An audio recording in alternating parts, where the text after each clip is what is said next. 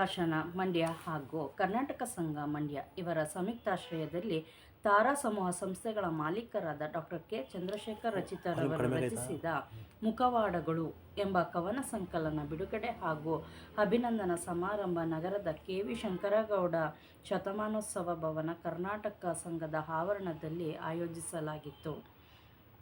ಕಾರ್ಯಕ್ರಮವನ್ನು ಉದ್ಘಾಟನೆಯನ್ನು ಮಾಡಿದಂತಹ ಡಾಕ್ಟರ್ ಸಿ.ಎನ್. ಮಂಜುನಾಥ್ರವರು ಮಾನ್ಯ ಲೋಕಸಭಾ ಸದಸ್ಯರು ಹಾಗೂ ನಿವೃತ್ತ ನಿರ್ದೇಶಕರು ಜಯದೇವ ಹೃದ್ರೋಗ ಆಸ್ಪತ್ರೆರವರು ನೆರವೇರಿಸಿದರು. ನಂತರ ಮುಖವಾಡಗಳು ಎಂಬ ಕವನ ಸಂಕಲನ ಬಿಡುಗಡೆ ಮಾಡಿದರು. ನಂತರ ಮಾತನಾಡಿದ ಡಾಕ್ಟರ್ ಮಂಜುನಾಥ್ರವರು, ನಾನು 18